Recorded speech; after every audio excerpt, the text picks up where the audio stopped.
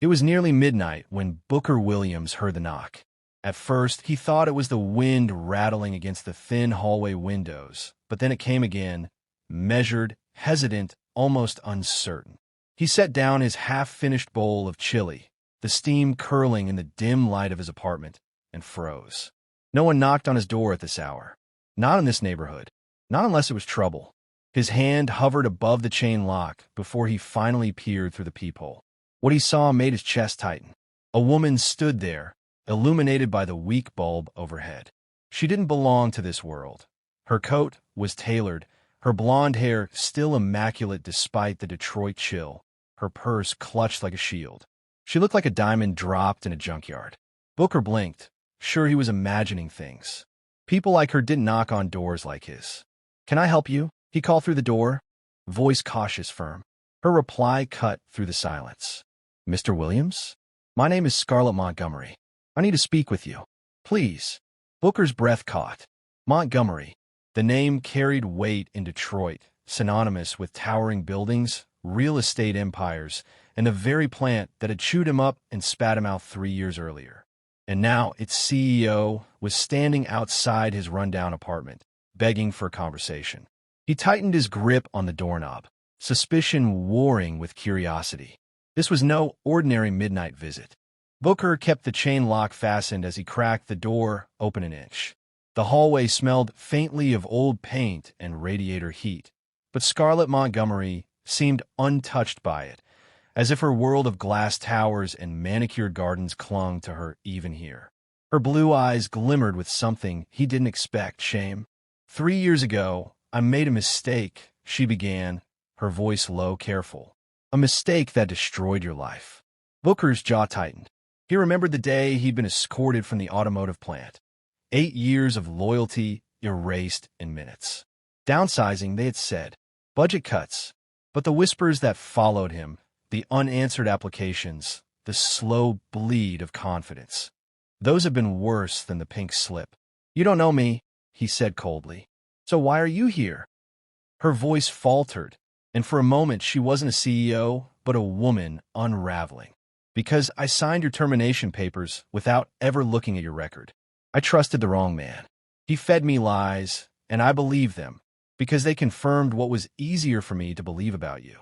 And for that, I've carried a weight I can't ignore any longer." Booker stared through the narrow gap, fury and disbelief colliding. For years he had wondered if maybe he had been the problem, if he wasn't good enough. Hearing her words reopened every scar. "You've got 5 minutes," he said finally, unclasping the chain. The door opened wider, and with it, the past came rushing in. Scarlett stepped into his apartment, her heels clicking against the worn linoleum. The contrast was almost painful, her polished elegance against his modest, second-hand furniture. She glanced around, not with disdain, but with something closer to reverence, as if every detail told the story of survival. "Nice place," she said softly, settling into the armchair that had seen better years. Booker folded his arms, leaning against the table where job applications lay scattered. "Cut the pleasantries. You said you destroyed my life. Prove it." Her hands trembled slightly as she pulled a folder from her designer bag. "Your supervisor, Jake Morrison, fabricated reports, claims of insubordination, theft, unreliability. I never questioned him. I just signed the papers. Last month, he was arrested for embezzlement. During the investigation, we uncovered a pattern. He targeted black employees, building false cases to replace them with friends and family." The words hit Booker like a hammer. He remembered the humiliation, the nights staring at the ceiling, asking himself if he had failed. To hear it was deliberate, calculated, burned worse than the rejection letters ever had. "You destroyed my career on a lie," he said, his voice like steel. Scarlett met his gaze, eyes glistening. "Yes, I failed you, and I can't change the past, but I can try to make it right. I didn't come here to beg forgiveness. I came because you deserve the truth, and because I need your help to fix what's broken in my company." The room fell into a heavy silence. Booker sank onto the edge of his couch, elbows on his knees, staring at the floor as if the scuffed linoleum could give him answers. For 3 years, he'd carried the weight of doubt, wondering if he'd misstepped, if maybe Morrison had been right all along. Scarlett's confession shredded that doubt, leaving behind a mix of relief and rage. "Why tell me now?" he asked finally, his tone measured but sharp. Scarlett clasped her hands together, her voice trembling. "Because Morrison confessed. He laughed about it, about how easy it was to convince me you were a problem. And when I heard your name fall from his lips, I realized I destroyed not just your job, but your sense of worth. I couldn't let that stand." Booker's chest tightened. "So what? Now you apologize, then go back to your mansion and sleep better at night." Her head shook vigorously. "No, I came with more than words." She slid the folder closer to him. Inside were legal documents, settlement papers, figures that made his breath catch. $500,000 for wrongful termination. Your job restored with a promotion. Full benefits, pension. And she hesitated, searching his eyes, an offer to stand beside me. To help me rebuild Montgomery Industries into a company that doesn't just pay lip service to equality, but lives it. Booker looked at her, incredulous. His world had been defined by scarcity, struggle, mistrust. And now this woman, the architect of his downfall, was offering him a seat at her table. Booker leaned back slowly, folding his arms as he studied her. The numbers in the folder gleamed with promise, yet something inside him resisted. You think a check erases 3 years of hell?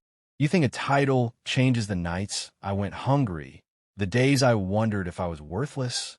Scarlett's face crumpled with guilt. "No, I don't believe money can erase pain, but I believe action can prevent it from happening again. I need someone who's lived it to help me root it out." Her words hung in the air. Booker felt a swell of bitterness, yet also an odd stirring of possibility. For too long, he'd been fighting to survive. What if this was a chance to fight for something larger than himself? "And why me?" he asked. "You could hire consultants, lawyers, entire teams." Scarlett's gaze didn't waver. "Because they'll give me polished reports. You'll give me the truth. And because you're the one I wrong the most. If I can't earn your trust, then none of this matters."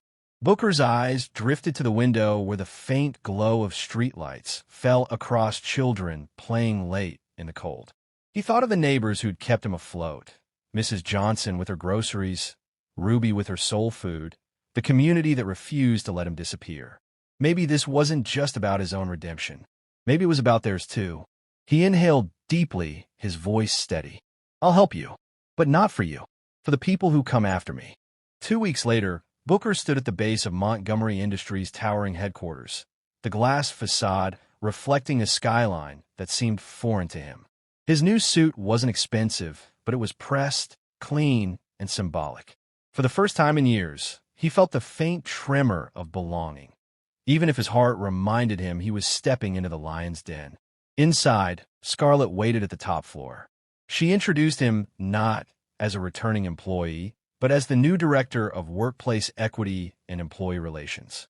A bold title, a bold risk. The conference room bristled with executives, their expressions a mix of skepticism and unease. "This is Booker Williams," Scarlett announced, her voice firm. "He's here because our system failed him, because it failed too many. He has authority to investigate complaints, review policies, and recommend changes." An older executive cleared his throat. "With all due respect, what qualifies him for this?" Before Booker could respond, Scarlett's voice cut through, sharp as steel. "He's qualified because he lived the cost of our failures, because he was wrongfully terminated under our watch, because he understands, better than any of us, what injustice inside this company looks like." The room fell silent, tension thick. Booker felt the eyes on him, some hostile, others curious. He straightened his shoulders, meeting their stares. He hadn't come to beg for approval. He had come to change the game. For the first time in years, he felt a flicker of power return. Booker dove into the work with the same grit that had carried him through survival. He spent long nights combing through files, patterns emerging like cracks in a facade. 67 employees terminated in 5 years, 51 of them people of color. The reasons cited were eerily uniform: attitude problems, cultural fit, poor communication. Each phrase a dagger wrapped in corporate language. He laid the report on Scarlett's desk one evening, her office dim except for the city lights beyond the window. It wasn't just Morrison, he said flatly. It's systemic. A dozen supervisors, maybe more, using the same tactics. Scarlett's face paled. 67 lives, she whispered, her voice breaking. Booker leaned forward. This isn't a blip, it's a culture. And it's been tolerated because people like Morrison told people like you what you wanted to hear. Her hands trembled against the desk. Then we tear it out at the root. For the first time, Booker saw in her something beyond guilt, resolve. She was willing to risk the comfort of her empire to confront its rot. But he also noticed the exhaustion etched into her face, the weight of leadership pressing heavy. You can't undo the past by punishing yourself, he told her quietly. The only way forward is consistent action. Scarlett met his gaze, eyes shimmering with both gratitude and fear. Then promise me you'll stand with me when this fight gets ugly. Booker nodded. I didn't come here to play safe.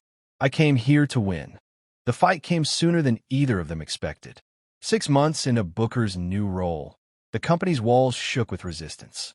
Todd Brennan, a regional manager who had groomed Morrison, filed a formal complaint to the board. His accusation was sharp and calculated. Scarlett's reforms were reverse discrimination. He demanded her resignation. Scarlett sat across from Booker. The papers spread like poison between them. For a moment, she looked smaller than he'd ever seen her, her confidence cracking. Maybe they're right, she murmured. Maybe I've gone too far, too fast. Booker slammed his palm on the desk, startling her. Don't you dare. We've exposed decades of corruption, given people a chance at dignity, built processes that actually protect workers. That's not overcompensating. That's justice. Scarlett's eyes searched his, desperate for certainty. And if the board sides with him? Booker leaned closer, his voice steady, unflinching. Then they prove everything we've uncovered. And you'll know you stood on the right side of history. The board meeting was a battlefield. Brennan sneered across the mahogany table, his words dripping contempt. We're walking on eggshells around employees because of their skin color. Booker rose calmly, projecting a quiet strength. No, Todd, you're being asked to hold everyone to the same standards you've always reserved for your white employees. If that feels like eggshells, maybe you should ask yourself why. Scarlett followed with thunder, her voice slicing the room. We will not gradually stop discriminating. We stop now, or I resign. The room fell silent, trembling on the edge of change.